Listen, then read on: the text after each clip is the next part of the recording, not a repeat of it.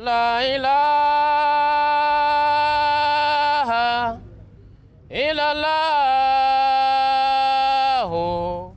Muhammadur Rasulullah. أعوذ بالله من الشيطان الرجيم بسم الله الرحمن الرحيم.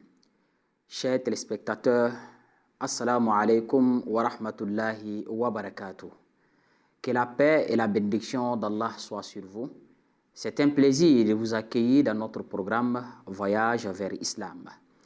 Dans ce programme, nous échangerons avec des membres afin de savoir pourquoi ils ont accepté à un moment donné de prendre certaines décisions.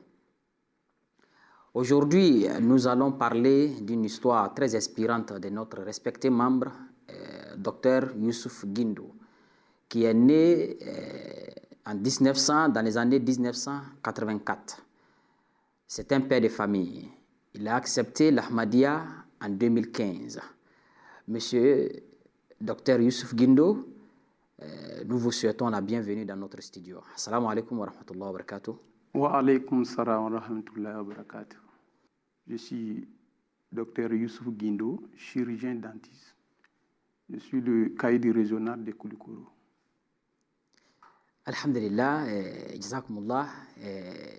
Comment se porte votre famille? Alhamdulillah, grâce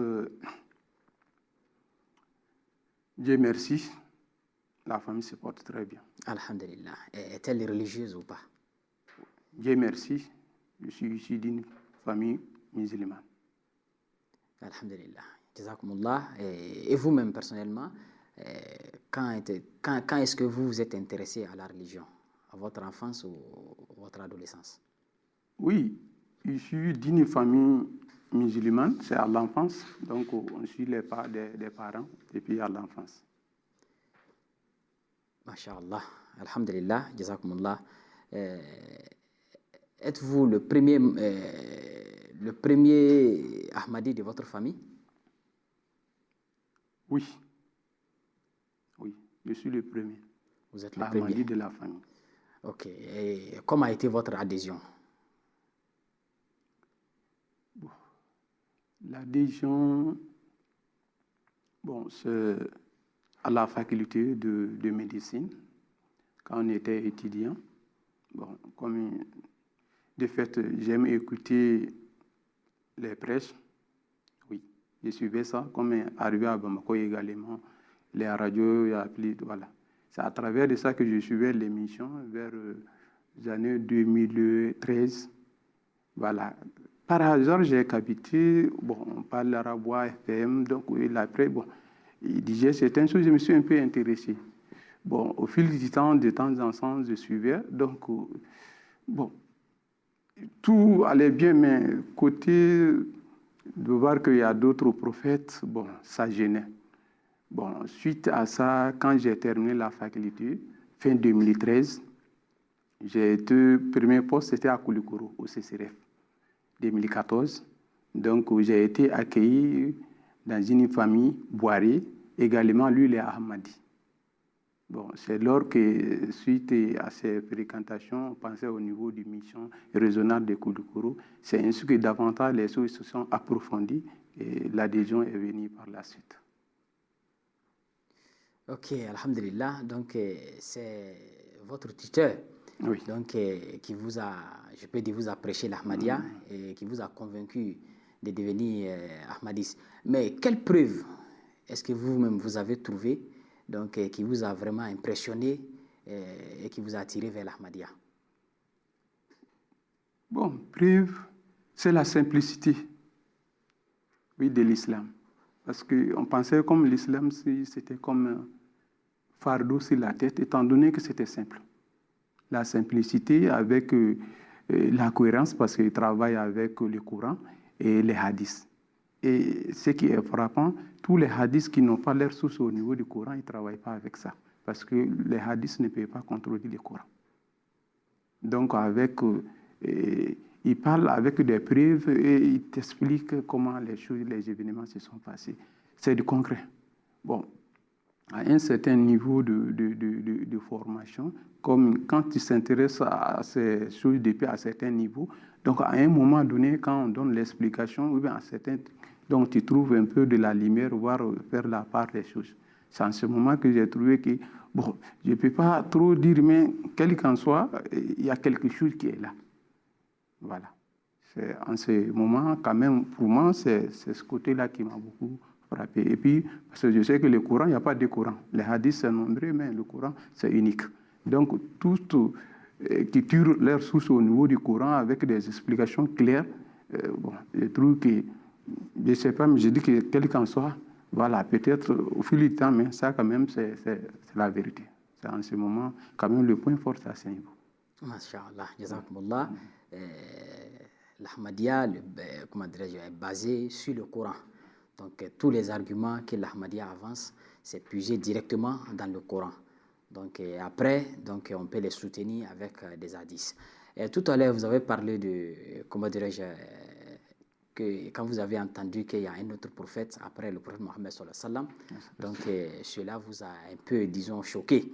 Et comment, plus tard, vous avez compris qu'il est possible d'avoir un prophète après le saint prophète Mohammed sallallahu alayhi wa sallam, et quel genre de prophète? Comment est-ce que vous avez compris cela et comment vous avez mené les recherches pour pouvoir comprendre cela? Parce qu'au début, j'ai fait l'enfance avec quelqu'un du même village. On a été à l'école le même jour, on a eu le CP en même temps. Bon, au niveau, après le CP, on s'est séparés. Lui, il a fait DEF au niveau second cycle dans un autre commune, moi aussi dans un autre. Mais en matière de religieux, vraiment, il est plus impliqué. Et vraiment, je peux dire que, bon, à ma façon de voir, je pense qu'il est mieux. Bon, quand en ce moment, je n'étais pas à Koulikoro, quand à la faculté, comme de temps en temps, j'ai passé en famille, je l'ai posé, j'ai dit, bon, j'écoutais une presse, une radio, bon, j'ai dit que vraiment, mais ils disent que voilà, quand même, il y a d'autres prophètes. Et Bloom, bon, comme il est du côté des sunnites, il m'a directement dit que non, de ne pas les écouter, ils ont d'autres prophètes. Bon, je n'ai pas voulu approfondir parce qu'en ce moment, moi-même, je suis un peu nouveau. Parce que quand tu ne maîtrises pas, il ne faut pas te hasarder de dire quelque chose qui va encore peut-être niaiser. Et du coup, j'ai compris. Voilà. Dans les questions du prophète, j'ai trouvé après l'explication des différences, j'ai compris que c'est peut-être la compréhension, parce qu'il y a un peu de méconnaissance de certains termes, même en arabe, qui posent problème, parce que les dialectes, comme à notre niveau, c'est varié. Bon, chacun se croit, parce que souvent, si le chef dit c'est ainsi, souvent on ne fait pas de recherches, chacun se cantonne sur la décision. Donc, après l'explication, davantage ils ont approfondi, j'ai compris qu'il ne doit pas y avoir d'autres prophètes au-delà le chef qui est Rasulullah. Mais il y a d'autres qui vont venir, qui vont mener certaines choses, donc de renouveler, essayer de rappeler, nettoyer pour remettre la religion à sa place, l'authentique. Parce que quelque chose, il a dit comme les méchants, à un certain moment, il faut répandre des causes. C'est en ce moment, quand ils ont donné l'explication à travers de ça, que j'ai directement compris que ce n'est pas ce que nous pensions. On pensait que parce qu'on dit chaque prophète, bon, envoyer un nouveau livre, voilà, une nouvelle religion. C'est ça qu'on a directement compris. Mais après l'explication, j'ai compris que non, ce n'était pas ça. Comme on le dit, c'est le réformateur. Il y a certaines choses qu'on ignorait ou bien qu'on a ajouté notre pensée. Il faut aller enlever les poussières et remettre les choses dans leur contexte. C'est là que j'ai parlé de la simplicité.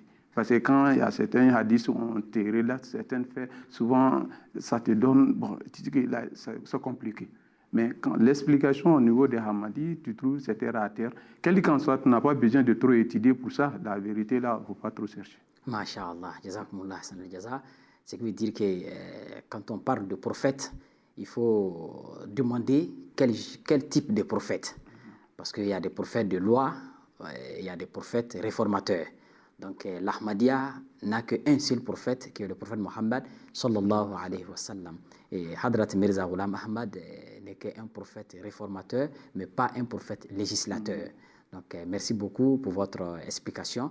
Et maintenant, dites-nous, quand vous avez accepté l'Ahmadiyya, est-ce que vous n'avez pas fait face à des oppositions, des difficultés? Bon, personnellement, je dirais Dieu merci. Bon, le fait que, étant à la faculté, je suis majeur, bon, avec certains niveaux d'études, bon, surtout quand on dit que tu fais la faculté, et puis docteur. Bon, souvent, voilà, les pressions, souvent quand on n'est pas sous tutelle directe de quelqu'un, les pressions sont limitées. Bien sûr que je suis issu d'une grande famille, j'ai des grands frères qui sont là. Bon, je suis avec ma petite famille. Donc là, ça a anéanti beaucoup de choses. Bon, personnellement, je n'ai pas eu de problème. Bon, il y a certains de mes frères directs qui savent, bon, parce que c'est après tout récemment que c'est arrivé à mon petit. Il y a d'autres frères qui sont anciens, qui sont assez variés, et d'autres grands. Il m'en a pas, parce qu'il est venu en famille, ici, les calendriers qu'on sort les activités, souvent ils échangent avec madame. Bon, personnellement, je n'ai pas eu de particulier. Ce n'est pas qu'il soit adhéré au niveau de Ahmadi, ceci, cela, non.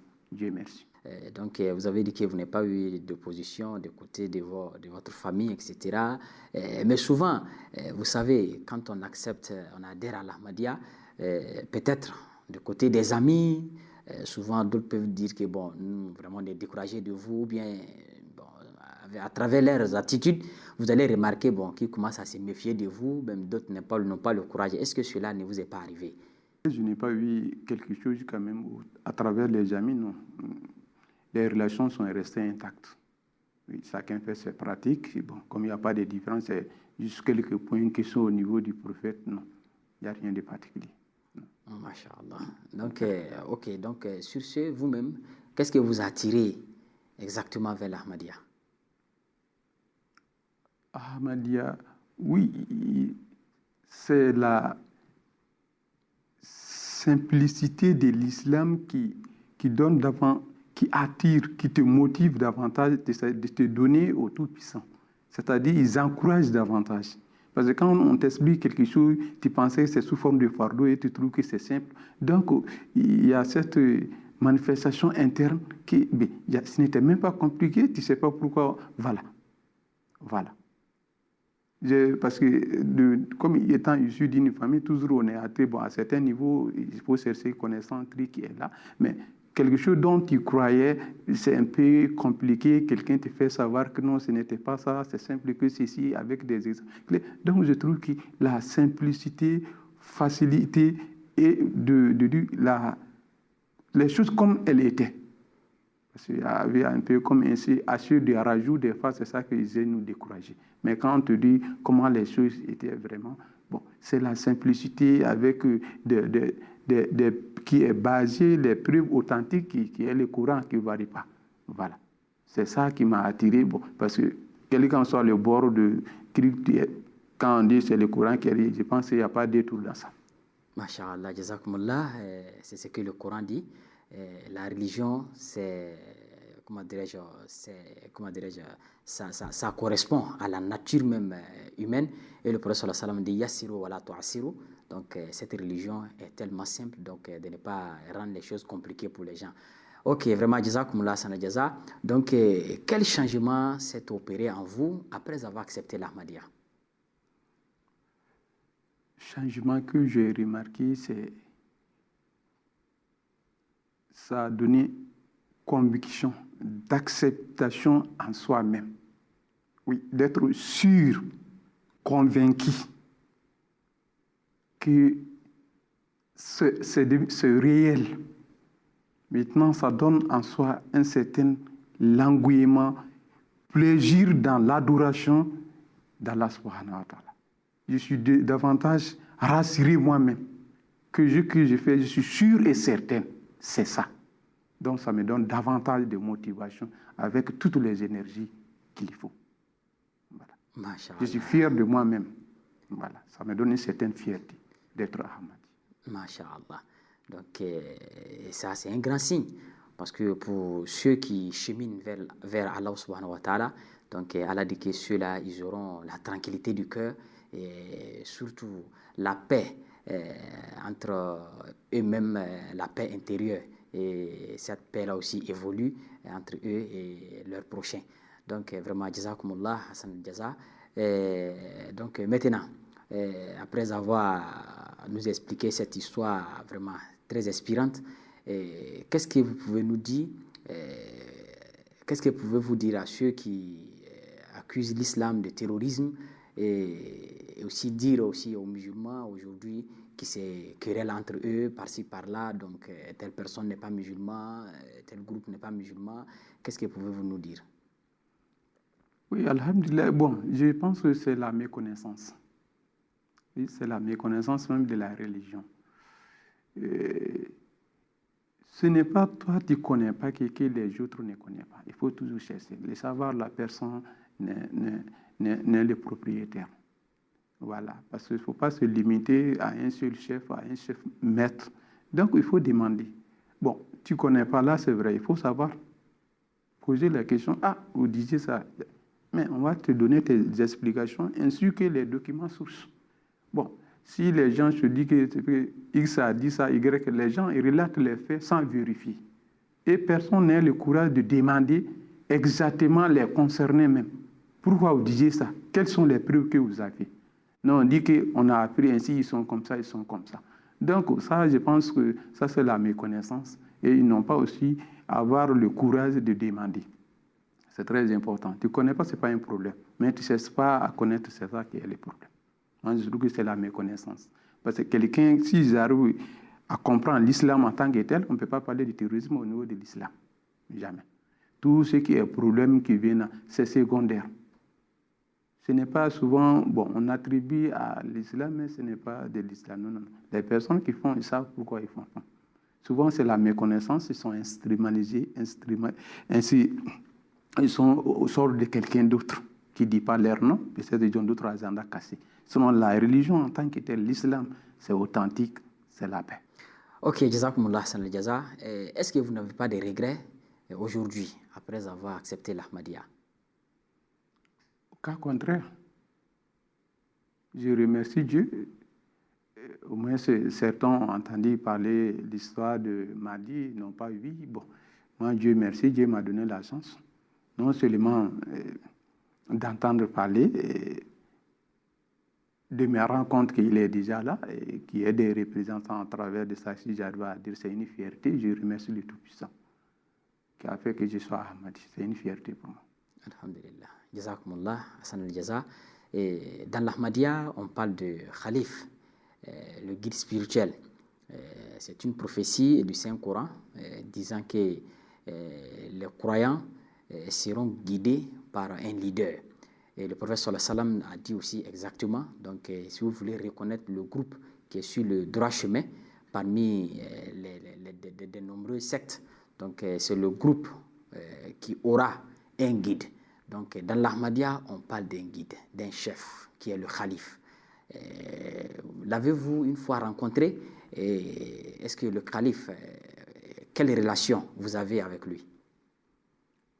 Bon, Dieu merci, je ne l'ai pas rencontré. Bon, comme la plupart, je le vois à travers les écrans, voilà, à travers les événements dont il participe, donc on le voit à travers les écrans. Bon, relation qui me lie, ça c'est relation de spiritualité. Voilà, les ordres viennent de lui, on doit obéir, ni murmure, rien. Voilà, c'est une relation de spiritualité. Donc, on lui demande beaucoup de doigts et on prie aussi pour lui. Inch'Allah, avez-vous une fois écrit?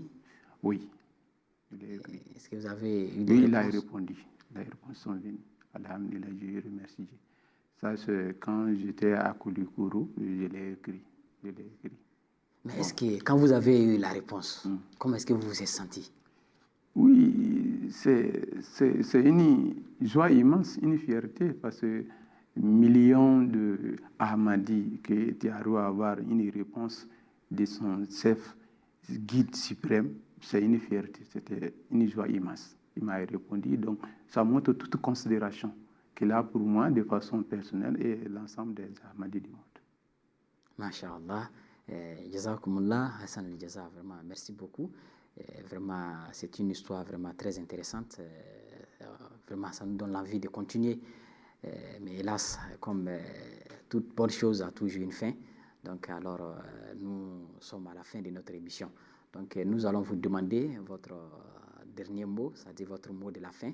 Et quel conseil avez-vous pour les Ahmadis aujourd'hui et ceux qui n'ont pas encore accepté l'Ahmadiyya? Quel conseil avez-vous pour eux? Alhamdulillah, je remercie les Tout-Puissants de m'avoir donné l'occasion de m'ouvrir par rapport à ce sujet. Bon, je leur demande tout simplement de laisser les gens, comme ils le disent, ils ont dit, de demander, s'approcher des Ahmadis, les missionnaires, voilà, de poser les questions là où ils n'ont pas compris. Pourquoi ils disent ça? Ils donneront des explications. Donc, de ne pas considérer, créer une certaine méfiance entre toi et quelqu'un dont tu ignores réellement par rapport au sujet dont tu crées une certaine distance entre lui et toi, étant donné que tu ne maîtrises pas, tu es souvent même dans l'erreur. Donc, d'éviter les méfiants, d'éviter les gens, ce qu'ils ont dit, demander. Demander. Il ne faut jamais traiter quelqu'un de ceci ou cela sans demander. Demander, c'est très important. Tu ne connais pas, ce n'est pas un problème, il faut toujours demander. Je leur demande, quand même personnellement, je prie pour eux. Parce qu'un bon musulman, c'est Dieu qui guide. Quelle qu'en soit la bonne volonté, des fois, non, c'est Dieu. Prions pour nous-mêmes et prions pour les autres. La manière, ce n'est pas par la force. C'est la volonté de Dieu qui a fait qu'on a compris et puis accepté. Pourquoi pas eux aussi. Masha'Allah. Et ça, c'est pour ceux qui ne sont pas encore Ahmadis. Et ceux qui sont des Ahmadis. Oui, je demande davantage de persévérance. Davantage de persévérance. Et oui, je suis Ahmadi, ça ne suffit pas.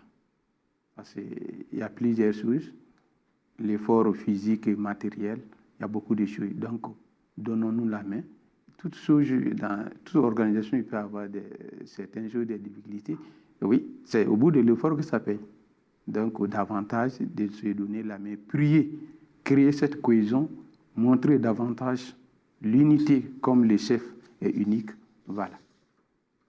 Quand même, je prie pour tous les Ahmadis de se donner la main. On est un. Il n'y a pas un Ahmadi, il n'y a pas, non.